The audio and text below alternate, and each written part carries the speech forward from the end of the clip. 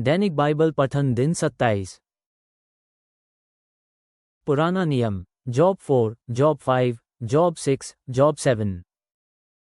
फिर तेमान के एलीपज ने उत्तर दिया, यदि कोई व्यक्ति तुझसे कुछ कहना चाहे तो क्या उससे तू बेचैन होगा? मुझे कहना ही होगा। हे अय्यूब, तूने बहुत से लोगों को शिक्षा दी और दुर्बल हाथों को तूने शक्ति दी। जो लोग लड़खड़ा रहे थे, तेरे शब्दों ने उन्हें ढाढ़स बंधाया था। तूने निर्बल पैरों को अपने प्रोत्साहन से सबल किया, किंतु अब तुझ पर विपत्ति का पहाड़ टूट पड़ा है और तेरा साहस टूट गया है। विपदा की मार तुझ पर पड़ी और तू व्याकुल हो उठा। तू परमेश्वर की उपासना करता है, सो उस पर भरोसा रख। तू एक भला व्यक्ति है, सो इसी को तू अपनी आशा बना ले। अय्यूब, इस बात को ध्यान में रख कि कोई भी सज्जन कभी नहीं नष्ट किए गए, निर्दोष कभी भी नष्ट नहीं किया गया है। मैंने ऐसे लोगों को देखा है जो कष्टों को बढ़ाते हैं और जो जीवन को कठिन करते हैं, किंतु वे सदा ही दंड भोगते हैं। परमेश्वर का दंड उन लोगों को मार डालता है और उसका क्रोध उन्हें नष्ट करता है। दुर्जन सिंह की तरह गुर्जते और दहाड़ते हैं, किंतु परमेश्वर उन दुर्जनों को चुप कराता है। परमेश्वर उनके दांत तोड़ देता है। बुरे लोग उन सिंहों के समान होते हैं जिनके पास शिकार के लिए कुछ भी नहीं होता। वे मर जाते हैं और उनके बच्चे इधर उधर बिखर जाते हैं और वे मिट जाते हैं। मेरे पास एक संदेश चुपचाप पहुंचाया गया और मेरे कानों में उसकी भनक पड़ी। जिस तरह रात का बुरा स्वप्न नींद उड़ा देता है, ठीक उसी प्रकार मेरे साथ में हुआ है। मैं भयभीत हुआ और कांपने लगा। मेरी सब हड्डियां हिल गई। मेरे सामने से एक आत्मा जैसी गुजरी जिससे मेरे शरीर में रोंगटे खड़े हो गए। वह आत्मा चुपचाप ठहर गया, किंतु मैं नहीं जान सका कि वह क्या था। मेरी आंखों के सामने एक आकृति खड़ी थी और वहां सन्नाटा सा छाया था।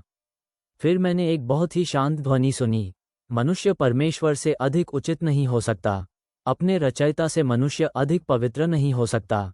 परमेश्वर अपने स्वर्गीय सेवकों तक पर भरोसा नहीं कर सकता। परमेश्वर को अपने दूतों तक में दोष मिल जाते हैं, सो मनुष्य तो और भी अधिक गया गुजरा है। मनुष्य तो कच्चे मिट्टी के घरौंदों में रहते हैं। इन मिट्टी के घरौंदों की नींव धूल में रखी गई है। इन लोगों को उससे भी अधिक आसानी से मसलकर मार दिया जाता है, जिस तरह भुगों को मसलकर मारा जाता है। लोग भोर से सांझ के बीच में मर जाते हैं, किंतु उन पर ध्यान तक कोई नहीं देता है। वे मर जाते हैं और सदा के लिए चले जाते हैं। उनके तंबुओं की रस्सियां उखाड़ दी जाती हैं और ये लोग विवेक के बिना मर जाते हैं। अय्यूब, यदि तू चाहे तो पुकार कर देख ले, किंतु तुझे कोई भी उत्तर नहीं देगा। तू किसी भी स्वर्गदूत की ओर मुड़ नहीं सकता है। मूर्ख का क्रोध उसी को नष्ट कर देगा। मूर्ख की तीव्र भावनाएं उसी को नष्ट कर डालेंगी। मैंने एक मूर्ख को देखा जो सोचता था कि वह सुरक्षित है, किंतु वह एकाएक मर गया। ऐसे मूर्ख व्यक्ति की संतानों की कोई भी सहायता न कर सका। न्यायालय में उनको बचाने वाला कोई न था। उसकी फसल को भूखे लोग खा गए, यहाँ तक कि वे भूखे लोग कांटों की झाड़ियों के बीच उगे अन्न कण को भी उठा ले गए। जो कुछ भी उसके पास था उसे लालची लोग उठा ले गए। बुरा समय मिट्टी से नहीं निकलता है, न ही विपदा मैदानों में उगती है। मनुष्य का जन्म दुख भोगने के लिए हुआ है। यह उतना ही सत्य है जितना सत्य है कि आग से चिंगारी ऊपर उठती है। किंतु अय्यूब, यदि तुम्हारी जगह मैं होता तो मैं परमेश्वर के पास जाकर अपना दुखड़ा कह डालता। लोग उन अद्भुत भरी बातों को जिन्हें परमेश्वर करता है नहीं समझते हैं। ऐसे उन अद्भुत कर्मों का जिसे परमेश्वर करता है कोई अंत नहीं है। परमेश्वर धरती पर वर्षा को भेजता है और वही खेतों में पानी पहुंचाया करता है। परमेश्वर विनम्र लोगों को ऊपर उठाता है और दुखी जन को अति प्रसन्न बनाता है। परमेश्वर चालाक व दुष्ट लोगों के कुचक्र को रोक देता है, इसलिए उनको सफलता नहीं मिला करती। परमेश्वर चतुर को उसी की चतुराई भरी योजना में पकड़ता है, इसलिए उनके चतुराई भरी योजनाएं सफल नहीं होती। वे चालाक लोग दिन के प्रकाश में भी ठोकरें खाते फिरते हैं, यहाँ तक कि दोपहर में भी वे रास्ते का अनुभव रात के जैसे करते हैं। परमेश्वर दीन व्यक्ति को मृत्यु से बचाता है और उन्हें शक्तिशाली चतुर लोगों की शक्ति से बचाता है। इसलिए दीन व्यक्ति को भरोसा है। परमेश्वर बुरे लोगों को नष्ट करेगा जो खरे नहीं हैं। वो मनुष्य भाग्यवान है जिसका परमेश्वर सुधार करता है। इसलिए जब सर्वशक्तिशाली परमेश्वर तुम्हें दंड दे रहा तो तुम अपना दुखड़ा मत रो। परमेश्वर उन घावों पर पट्टी बांधता है जिन्हें उसने दिया है। वो चोट पहुंचाता है किंतु उसके ही हाथ चंगा भी करते हैं। वो तुझे 6 विपत्तियों से बचाएगा। हाँ, 7 विपत्तियों में तुझे कोई हानि न होगी। अकाल के समय परमेश्वर तुझे मृत्यु से बचाएगा और परमेश्वर युद्ध में तेरी मृत्यु से रक्षा करेगा। जब लोग अपने कठोर शब्दों से तेरे लिए बुरी बात बोलेंगे, तब परमेश्वर तेरी रक्षा करेगा। विनाश के समय तुझे डरने की आवश्यकता नहीं होगी। विनाश और भुखमरी पर तू हंसेगा और तू जंगली जानवरों से कभी भयभीत न होगा। तेरी वाचा परमेश्वर के साथ है, यहाँ तक कि मैदानों की चट्टानें भी तेरा वाचा में भाग लेती है। जंगली पशु भी तेरे साथ शांति रखते हैं। तू शांति से रहेगा क्योंकि तेरा तंबू सुरक्षित है। तू अपनी संपत्ति को संभालेगा और उसमें से कुछ भी खोया हुआ नहीं पाएगा। तेरी बहुत संतानें होंगी और वे इतनी होंगी जितनी घास की पत्तियां पृथ्वी पर हैं। तू उस पके गेहूं जैसा होगा जो कटनी के समय तक पकता रहता है। हाँ, तू पूरी वृद्ध आयु तक जीवित रहेगा। अय्यूब, हमने ये बातें पढ़ी हैं और हम जानते हैं कि ये सच्ची है। अतः अय्यूब सुन और तू इन्हें स्वयं अपने आप जान। फिर अय्यूब ने उत्तर देते हुए कहा, यदि मेरी पीड़ा को तौला जा सके और सभी वेदनाओं को तराजू में रख दिया जाए, तभी तुम मेरी व्यथा को समझ सकोगे। मेरी व्यथा समुद्र की समूची रेत से भी अधिक भारी होंगी, इसलिए मेरे शब्द मूर्खतापूर्ण लगते हैं। सर्वशक्तिमान परमेश्वर के बाण मुझ में बिधे हैं और मेरा प्राण उन बाणों के विष को पिया करता है। परमेश्वर के वे भयानक शस्त्र मेरे विरुद्ध एक साथ रखी हुई हैं। तेरे शब्द कहने के लिए आसान है जब कुछ भी बुरा नहीं घटित हुआ है। यहाँ तक कि बनेला गधा भी नहीं रेंकता यदि उसके पास घास खाने को रहे, और कोई भी गाय तब तक नहीं रंभाती जब तक उसके पास चरने के लिए चारा है।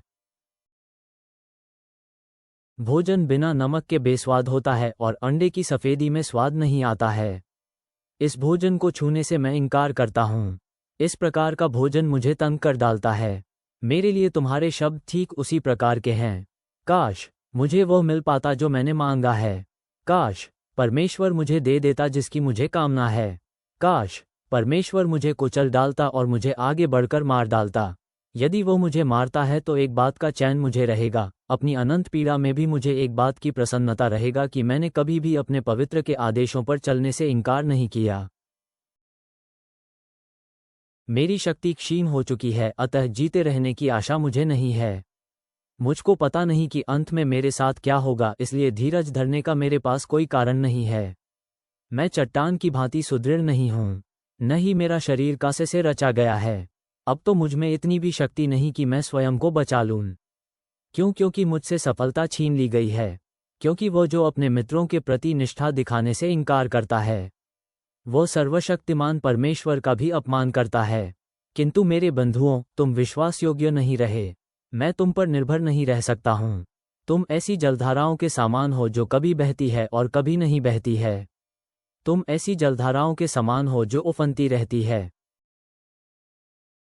जब वे बर्फ से और पिघलते हुए हिमसा रूंध जाती है, और जब मौसम गर्म और सूखा होता है तब पानी बहना बंद हो जाता है और जलधाराएं सूख जाती हैं। व्यापारियों के दल मरुभूमि में अपनी राहों से भटक जाते हैं और वे लुप्त हो जाते हैं। तेमा के व्यापारी दल जल को खोजते रहे और शबा के यात्री आशा के साथ देखते रहे। वे आश्वस्त थे कि उन्हें जल मिलेगा, किंतु उन्हें निराशा मिली। अब तुम उन जलधाराओं के समान हो। तुम मेरी यातनाओं को देखते हो और भयभीत हो। क्या मैंने तुमसे सहायता मांगी नहीं, किंतु तुमने मुझे अपनी सम्मति स्वतंत्रता पूर्वक दी। क्या मैंने तुमसे कहा कि शत्रुओं से मुझे बचा लो और क्रूर व्यक्तियों से मेरी रक्षा करो? अतः अब मुझे शिक्षा दो और मैं शांत हो जाऊंगा। मुझे दिखा दो कि मैंने क्या बुरा किया है। सच्चे शब्द सशक्त होते हैं, किंतु तुम्हारे तर्क कुछ भी नहीं सिद्ध करते। क्या तुम मेरी आलोचना करने की योजनाएं बनाते हो? क्या तुम इससे भी अधिक निराशापूर्ण शब्द बोलोगे, यहाँ तक कि तुम जुए में उन बच्चों की वस्तुओं को छीनना चाहते हो जिनके पिता नहीं हैं? तुम तो अपने निज मित्र को भी बेच डालोगे। किंतु अब मेरे मुख को पढ़ो, मैं तुमसे झूठ नहीं बोलूंगा। अतः अपने मन को अब परिवर्तित करो, अन्यायी मत बनो। फिर से जरा सोचो कि मैंने कोई बुरा काम नहीं किया है। मैं झूठ नहीं कह रहा हूँ। मुझको भले और बुरे लोगों की पहचान है। अय्यूब ने कहा, मनुष्य को धरती पर कठिन संघर्ष करना पड़ता है। उसका जीवन भाड़े के श्रमिक के जीवन जैसा होता है। मनुष्य उस भाड़े के श्रमिक जैसा है जो तपते हुए दिन में मेहनत करने के बाद शीतल छाया चाहता है और मजदूरी मिलने के दिन की बाट जोहता रहता है। महीने दर महीने बेचैनी के गुजर गए हैं और पीड़ा भरी रात दर रात मुझे दे दी गई है। जब मैं लेटता हूँ, मैं सोचा करता हूँ कि अभी और कितनी देर है मेरे उठने का, ये रात घसीटती चली जा रही है। मैं छटपटाता और करवट बदलता हूँ जब तक सूरज नहीं निकल आता। मेरा शरीर कीड़ों और धूल से ढका हुआ है। मेरी त्वचा चिटक गई है और इसमें रिसते हुए फोड़े भर गए हैं। मेरे दिन जुलाहे की फिरकी से भी अधिक तीव्र गति से बीत रहे हैं। मेरे जीवन का अंत बिना किसी आशा के हो रहा है। हे परमेश्वर, याद रख, मेरा जीवन एक फूंक मात्र है। अब मेरी आंखें कुछ भी अच्छा नहीं देखेंगी। अभी तू मुझको देख रहा है किंतु फिर तू मुझको नहीं देख पाएगा। तू मुझको ढूंढेगा किंतु तब तक मैं जा चुका होऊंगा। एक बादल छुप जाता है और लुप्त हो जाता है। इसी प्रकार एक व्यक्ति जो मर जाता है और कब्र में गाड़ दिया जाता है, वह फिर वापस नहीं आता है। वह अपने पुराने घर को वापस कभी भी नहीं लौटेगा। उसका घर उसको फिर कभी भी नहीं जानेगा। अतः मैं चुप नहीं रहूंगा। मैं सब कह डालूंगा। मेरी आत्मा दुखित है और मेरा मन कटुता से भरा है, अतः मैं अपना दुखड़ा रोऊंगा। हे परमेश्वर, तू मेरी रखवाली क्यों करता है? क्या मैं समुद्र हूँ अथवा समुद्र का कोई दैत्य? जब मुझको लगता है कि मेरी खाट मुझे शांति देगी और मेरा पलंग मुझे विश्राम व चैन देगा। हे परमेश्वर, तभी तू मुझे स्वप्न में डराता है और तू दर्शन से मुझे घबरा देता है। इसलिए जीवित रहने से अच्छा मुझे मर जाना ज्यादा पसंद है। मैं अपने जीवन से घृणा करता हूँ। मेरी आशा टूट चुकी है। मैं सदैव जीवित रहना नहीं चाहता। मुझे अकेला छोड़ दे। मेरा जीवन व्यर्थ है। हे परमेश्वर, मनुष्य तेरे लिए क्यों इतना महत्वपूर्ण है? क्यों तुझे उसका आदर करना चाहिए? क्यों मनुष्य पर तुझे इतना ध्यान देना चाहिए? हर प्रातः क्यों तू मनुष्य के पास आता है और हर क्षण तू क्यों उसे परखा करता है? हे परमेश्वर, तू मुझसे कभी भी दृष्टि नहीं फेरता है और मुझे एक क्षण के लिए भी अकेला नहीं छोड़ता है। हे परमेश्वर, तू लोगों पर दृष्टि रखता है। यदि मैंने पाप किया, तब मैं क्या कर सकता हूँ? तूने मुझको क्यों निशाना बनाया है? क्या मैं तेरे लिए कोई समस्या बना हूँ? क्यों तू मेरी गलतियों को क्षमा नहीं करता और मेरे पापों को क्यों तू माफ नहीं करता है? मैं शीघ्र ही मर जाऊंगा और कब्र में चला जाऊंगा जब तू मुझे ढूंढेगा, किंतु तब तक मैं जा चुका होऊंगा। नया नियम, मैथ्यू चैप्टर 19:1 से 15। ये बातें कहने के बाद वह गलील से लौटकर यहूदिया के क्षेत्र में यरदन नदी के पार चला गया। एक बड़ी भीड़ वहां उसके पीछे हो ली, जिसे उसने चंगा किया। उसे परखने के जतन में कुछ फरीसी उसके पास पहुंचे और बोले, क्या यह उचित है कि कोई अपनी पत्नी को किसी भी कारण से तलाक दे सकता है? उत्तर देते हुए यीशु ने कहा, क्या तुमने शास्त्र में नहीं पढ़ा कि जगत को रचने वाले ने प्रारंभ में उन्हें एक स्त्री और एक पुरुष के रूप में रचा था, और कहा था, इसी कारण अपने माता पिता को छोड़कर पुरुष अपनी पत्नी के साथ दो होते हुए भी एक शरीर होकर रहेगा। सो वे दो नहीं रहते बल्कि एक रूप हो जाते हैं। इसलिए जिसे परमेश्वर ने जोड़ा है उसे किसी भी मनुष्य को अलग नहीं करना चाहिए। वे बोले, फिर मूसा ने ये क्यों निर्धारित किया है कि कोई पुरुष अपनी पत्नी को तलाक दे सकता है? शर्त यह है कि वह उसे तलाकनामा लिख कर दे। यीशु ने उनसे कहा, मूसा ने यह विधान तुम लोगों के मन की जड़ता के कारण दिया था, किंतु प्रारंभ में ऐसी रीति नहीं थी। तो मैं तुमसे कहता हूं कि जो व्यभिचार को छोड़कर अपनी पत्नी को किसी और कारण से त्यागता है और किसी दूसरी स्त्री की ब्याहता है तो वह व्यभिचार करता है। इस पर उसके शिष्यों ने उससे कहा, यदि एक स्त्री और एक पुरुष के बीच ऐसी स्थिति है तो किसी को ब्याह ही नहीं करना चाहिए। फिर यीशु ने उनसे कहा, हर कोई तो इस उपदेश को ग्रहण नहीं कर सकता। इसे बस वे ही ग्रहण कर सकते हैं जिनको इसकी क्षमता प्रदान की गई है। कुछ ऐसे हैं जो अपनी मां के गर्भ से ही नपुंसक पैदा हुए हैं, और कुछ ऐसे हैं जो लोगों द्वारा नपुंसक बना दिए गए हैं, और अंत में कुछ ऐसे हैं जिन्होंने स्वर्ग के राज्य के कारण विवाह नहीं करने का निश्चय किया है। जो इस उपदेश को ले सकता है ले। फिर लोग कुछ बालकों को यीशु के पास लाए कि वह उनके सिर पर हाथ रखकर उन्हें आशीर्वाद दे और उनके लिए प्रार्थना करे, किंतु उसके शिष्यों ने उन्हें डांटा। इस पर यीशु ने कहा, बच्चों को रहने दो, उन्हें मत रोको, मेरे पास आने दो, क्योंकि स्वर्ग का राज्य ऐसों का ही है। फिर उसने बच्चों के सिर पर अपना हाथ रखा और वहां से चल दिया। भजन संहिता Psalm chapter 17:1-5। दाऊद का प्रार्थना गीत। हे यहोवा, मेरी प्रार्थना न्याय के निमित्त सुन। मैं तुझे ऊंचे स्वर से पुकार रहा हूँ। मैं अपनी बात ईमानदारी से कह रहा हूँ। सो कृपा करके मेरी प्रार्थना सुन। यहोवा, तू ही मेरा उचित न्याय करेगा। तू ही सत्य को देख सकता है। मेरा मन परखने को तूने उसके बीच गहरा झांक लिया है। तू मेरे संग रात भर रहा, तूने मुझे जांचा और तुझे मुझ में कोई खोट न मिला। मैंने कोई बुरी योजना नहीं रची थी। तेरे आदेशों को पालने में मैंने कठिन यत्न किया, जितना कि कोई मनुष्य कर सकता है। मैं तेरी राहों पर चलता रहा हूँ। मेरे पांव तेरे जीवन की रीति से नहीं डिगे। प्रेमी प्रभु, तूने मूसा को एक विशेष उद्देश्य के लिए बुलाया और तेरी इच्छा पूरी करने के लिए उसे हर आवश्यक चीज से सुसज्जित किया। जैसे हम यीशु की अभिषेक के माध्यम से आराधना के सुंदर कार्य को देखते हैं, हमें उसे समर्पण में अपना सर्वश्रेष्ठ देने की शिक्षा दे। हमें बलिदानी प्रेम की अवसरों को देखने और बिना हिचकिचाहट के उन्हें पकड़ने में मदद कर। हम अपने दिलों को उस दुख के लिए तैयार करें जो पुनरुत्थान की ओर ले जाता है, और उस आशा के लिए जो हर परीक्षा में हमें बनाए रखती है। मसीह की शांति और शक्ति में हम प्रार्थना करते हैं। आमेन।